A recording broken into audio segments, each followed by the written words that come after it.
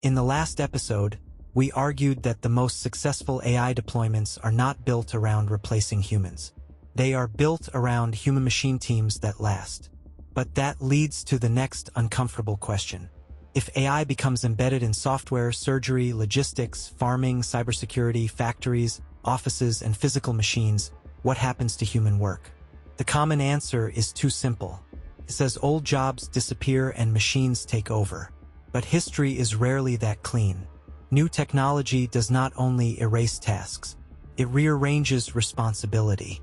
It moves the bottleneck, creates new failure modes.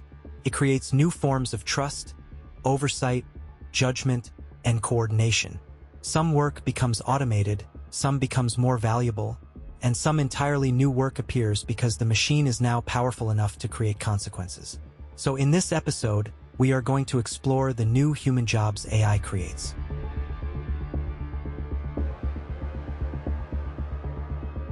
The future of work will not be divided neatly between humans who think and machines who obey. It will be divided by responsibility. Machines will generate, recommend, move, classify, summarize, monitor, and act.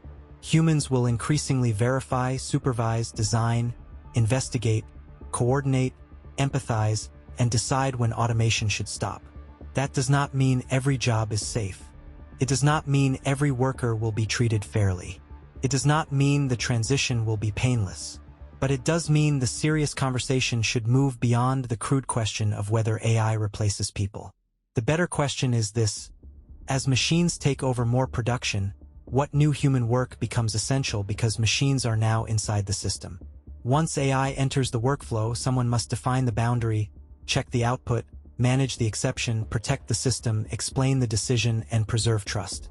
That is where the new labor market begins. Start with software. There is a lot of anxiety about coders being displaced, and some of that anxiety is understandable.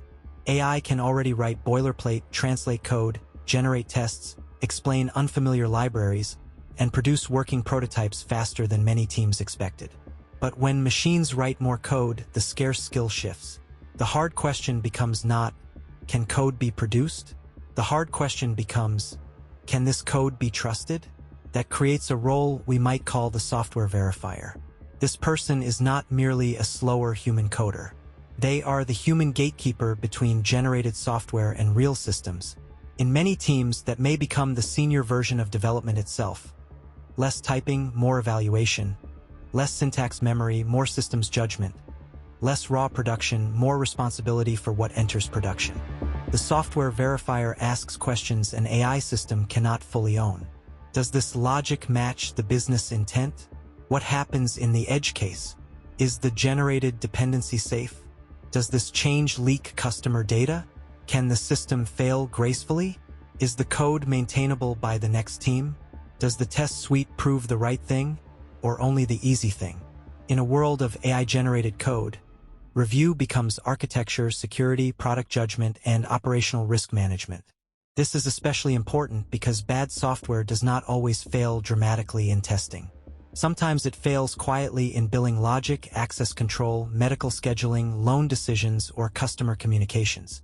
The best developers may spend less time typing every line and more time designing tests, validating assumptions, reading behavior, and deciding whether software is safe enough to release.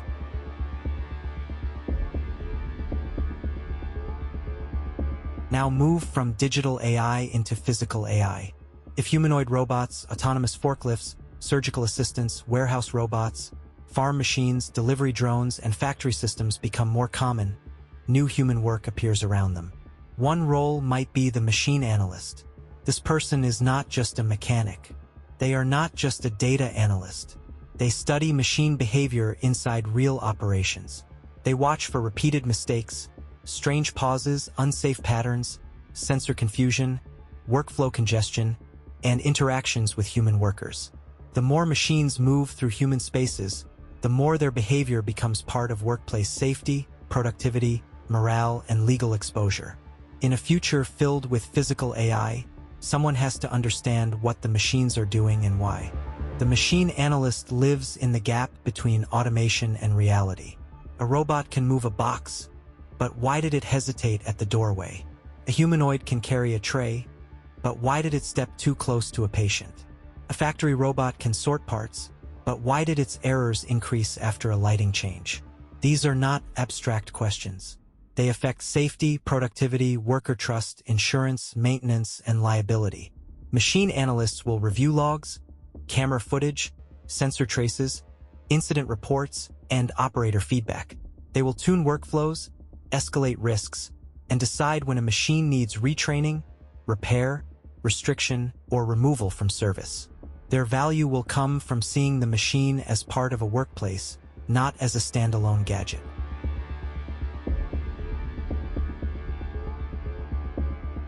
The third job family may explode faster than almost any other: AI cybersecurity. The more intelligence we connect to real systems, the larger the attack surface becomes.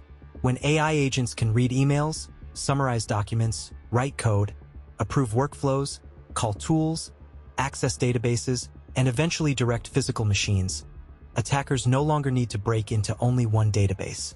They can manipulate the assistant, poison the data, hide inside a prompt, imitate an employee, corrupt a tool call, or trick an autonomous workflow into doing something harmful. In older systems, security teams protected accounts, networks, endpoints, and data.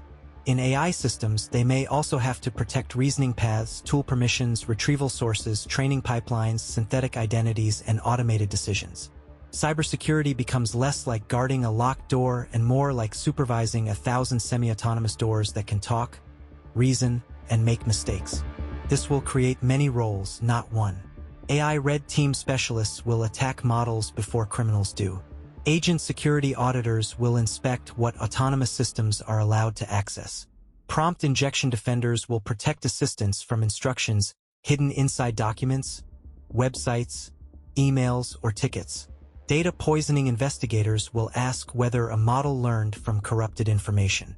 Robot cybersecurity specialists will secure physical machines connected to networks.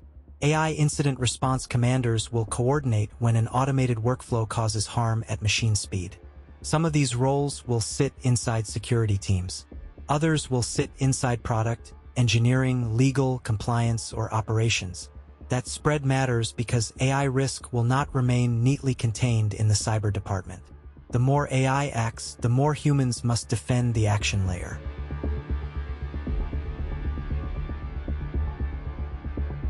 The fourth job family is architecture. I would call this role the AI systems architect. Not simply an AI architect, because the work is bigger than choosing a model. The AI systems architect designs how models, data, tools, humans, controls, security, and legacy systems fit together. They decide what the AI is allowed to do, which systems it can touch, where human approval is required, how outputs are verified, how audit logs are captured, how failures escalate, and how the workflow changes around the technology.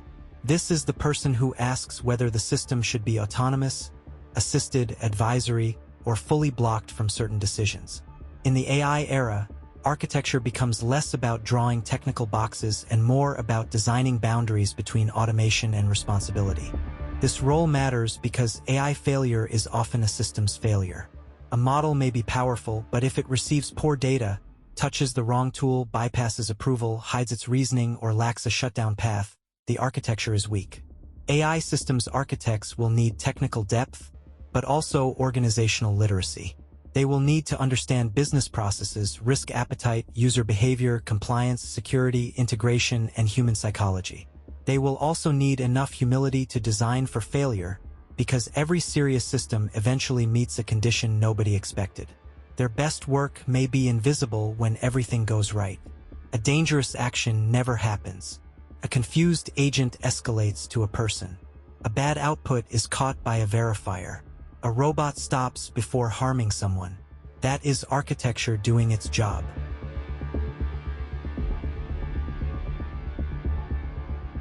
Then there will be the strange jobs. The roles that sound odd until the world quietly starts needing them. Every major technology creates these. Social media created content moderators, creator managers, platform trust teams, and influencer lawyers. Smartphones created App Store optimizers, mobile UX specialists, and whole categories of work that would have sounded strange before the phone became a pocket computer. AI will do the same. Some future workers may design robot etiquette, audit synthetic memories, certify human authenticity, investigate prompt failures, curate digital twins, or mediate disputes between people and automated systems. These roles may begin as side tasks inside existing jobs, then harden into specialisms once the stakes become high enough. Not every odd role will survive, but the existence of odd roles is the point. These speculative roles may sound playful, but they point to something serious. AI creates new ambiguity. Who owns a memory stored by a long-term assistant? How should a workplace robot behave near a child, a patient, or an exhausted employee? How do you prove a human actually approved a decision? How do you reconstruct the prompt, document, tool call, and data source that caused a harmful action? Who decides whether a digital twin is accurate enough to guide maintenance, planning, or medical logistics? The odder the job title sounds, the more likely it may be describing a new boundary of trust.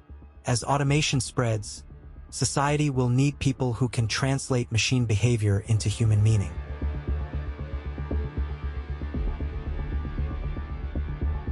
Underneath all these new roles is a deeper pattern. The human skills that become more valuable are not always the flashiest technical skills. Judgment becomes more valuable because machines can generate options faster than organizations can evaluate them. Empathy becomes more valuable because customers, patients, workers, and citizens still need to feel understood when automation touches their lives. Domain expertise becomes more valuable because AI without context can be confidently wrong. Coordination becomes more valuable because human-machine systems cross departments, tools, regulations, and physical spaces. Accountability becomes more valuable because someone must own the consequence of action. And trust becomes more valuable because when intelligence becomes cheap, trust becomes scarce. The people who thrive may not be the ones who compete with machines at machine tasks. They may be the ones who understand people, systems, risk, and meaning well enough to make machine work useful. But there is a warning here. New jobs do not automatically appear for the same people at the same wages in the same places. A software verifier needs training. A machine analyst needs access to tools, safety authority, and operational data.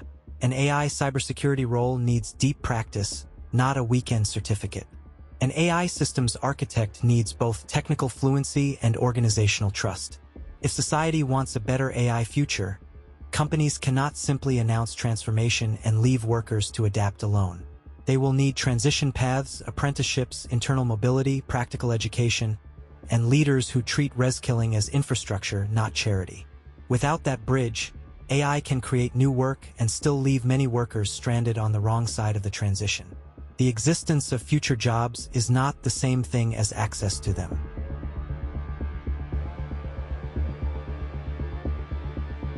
So the future of human work is not a simple story of disappearance. It is a story of movement. Some tasks will be automated. Some jobs will shrink.